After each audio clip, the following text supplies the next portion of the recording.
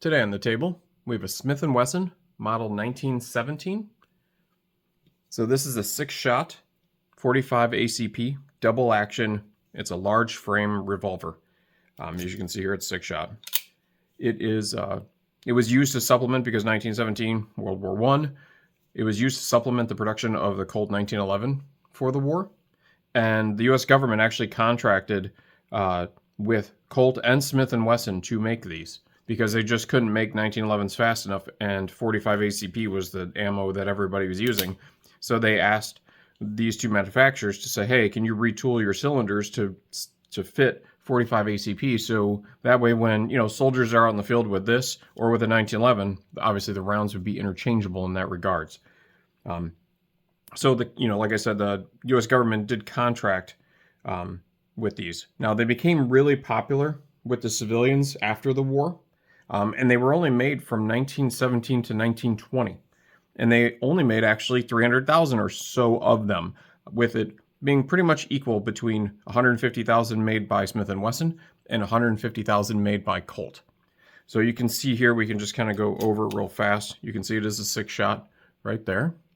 It does not have any recessed cylinders of any kind. It does have a pinned barrel, as you can see here, because it is old. It has its original hammer and original trigger, and it does still have its lanyard loop on the bottom, and you can see here with the serial numbers right there. And then it has, you can see it's missing a little chip out right here from the original wood grips. It has walnut grips on it, which are the original grips that it came with, so you can imagine what it's seen. For the sights, it has a blade front, as you can see here, and then obviously just your standard notch rear sight on it as well. Now, with the moon clips, so they did half moons and full moons, and Smith and Wesson, or actually not, it wasn't Smith and Wesson, it was the famous fellow's name that actually was the one that designed the moon clip, or at least he was the one that actually came up with it and held the patent for it. What the heck was his name? Wesson. It was Dan Wesson's son.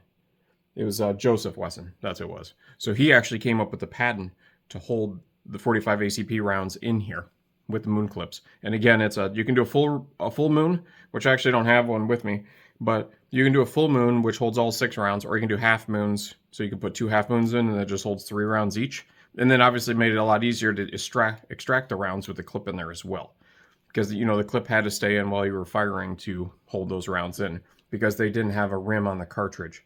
Now, what happened was later on, after the war, they actually came out with a 45 auto rim. And then what that did was that eliminated the use for moon clips. So then that way you could just put the rounds in and shoot it just like a standard revolver, which was, really nice, and, that made a big difference. Now, another thing that I read before I made this video about the time when I bought this gun is that one of the reasons that I heard that why they did the tooling, besides the demand for the 1911s, was too high and they needed more guns, is because obviously there weren't magazine-fed guns really before 1900. It was all revolvers. So anybody growing up shooting their dad's or father's pistol, the pistol they would have shot would have been a revolver. So that's what they would have been comfortable with.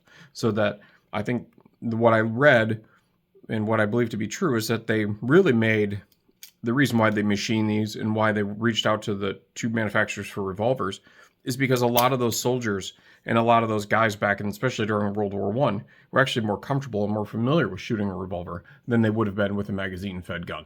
So it was easier for them to adapt, even just using a moon clip in a gun that they had felt familiar with. Now, this specific revolver, this is actually like I can't really say it's like a second iteration of the hand ejector 2, but it's basically what Smith and Wesson kind of designed this from. It's basically an adaptation of, they had a 44 caliber hand ejector 2, and that is what basically this is, chambered in 45 ACP.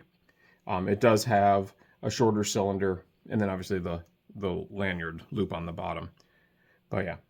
But it's pretty cool. What I need to do, and if anybody actually has in the comments, does anybody have a Colt version of this? I actually should go out and grab one, so then I can make a comparison if anybody wants to see that, of the 2 of them side by side. The Colt's front sights, almost like a half moon. It's like cut out a little bit here on the end. So that would be kind of cool to see the difference. But yeah, I should take a peek. I mean, with 150,000 of them, I should be able to find one pretty easily, I would hope, or at least I'll do some hunting to see if I can find one. But if you have any questions, it is super cool. I have shot this. Shoots great. I just probably should have put a moon clip in the video so everybody could see what they look like. But when I do a comparison, maybe I'll have the moon clips with it. But if you have any questions, let me know.